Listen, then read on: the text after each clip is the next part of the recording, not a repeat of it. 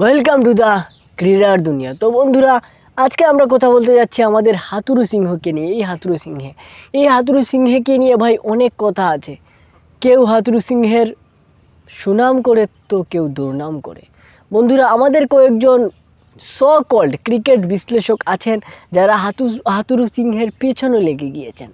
ওনাকে আমাদের ক্রিকেটের দল থেকে বাহির করতে চান, ওনাকে আমাদের কোচিং প্যানেল থেকে ওনারা বাহির করতে চান। আর এজন্যই বন্ধুরা, আজকে আমরা কথা বলতে যাব যে হাথুরু সিংহে আমাদের ক্রিকেটের জন্য কি কি করেছেন। বন্ধুরা, আমরা যদি আমাদের এই ক্রিকেটারকে আপনারা চিনেন কিনা বলেন তো?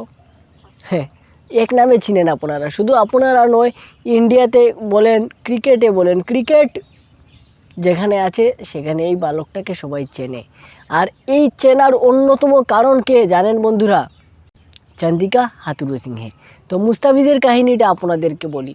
যখন 2015 সালে চন্দিকা হাথুরু সিংহে বলেছিলেন আমার একজন বাঁহাতি বোলার লাগবে বিসিবিকে, তখন বিসিবি কী করলো, বাঁহাতি তারা বলল কয়েকজন বোলার আছে, আপনি চাইলে দেখাতে পারি আপনাকে। তারপর আমাদের মুস্তাফিজুর রহমানকে ডাকা হলো।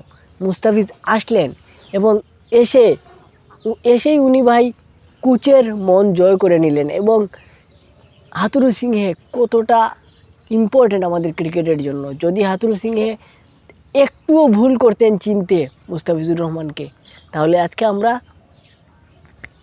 আমাদের এই কাটার মাস্টারকে পেতাম না, মুস্তাফিজুর রহমানকে আমরা কিন্তু পেতাম না। হয়তো বা অন্য কোনো কোচ আসলে মুস্তাফিজুর রহমান এই দেশের একটা কোনায় পড়ে থাকতেন, সাধারণ লিগ খেলতেন, ন্যাশনাল টিমে ওনাকে অতটা দেখতে আমরা পারতাম না। কারণ উনি কিন্তু কারিশমাই দেখিয়েছেন এসে ন্যাশনাল টিমে, অন্য কোথাও না। এরপর বন্ধুরা, পরের যে কথাটা বলবো সেটা হচ্ছে রিশাদ হোসেনকে নিয়ে। বন্ধুরা, আমরা তো দেখেছি যে রিশাদ হোসেনকে কতটা বাজেভাবে ইউজ করা হচ্ছিল বাংলাদেশের ক্রিকেটে। বিপিএলের মতো টুর্নামেন্টে, ডিপিএলের মতো টুর্নামেন্টে ওনাকে কেউ ক্রয় করে না। আর যদি বিসিবির চাপে কেউ ক্রয় করেও ফেলে তাহলে একাদশে খেলায় না। কিন্তু চন্দিকা হাথুরু সিংহে সবার বিপক্ষে গিয়ে, শুধু পুরা বাংলাদেশ ক্রিকেটের অবকাঠামোর বিপক্ষে গিয়ে আমাদের রিশাদকে দলে চান্স দিয়েছেন, উনি একা। এরপর বাকিটা ভাই ইতিহাস।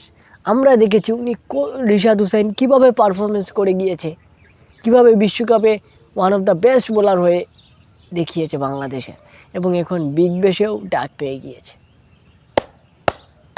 এইরকম একটা হাততালি চন্দিকা হাথুরু সিংহের পাওয়া উচিতই। আপনারা কি বলেন? তো বন্ধুরা, কথা বলা হবে আরও, তবে অন্য কোনো ভিডিওতে। চন্দিকা হাথুরু সিংহের আরও অবদান নিয়ে আরেকটা ভিডিও আসবে আশা করি। দেখা হচ্ছে নেক্সট ভিডিওতে। ভিডিও ভালো লাগলে অবশ্যই লাইক দিবেন। আসসালামু আলাইকুম।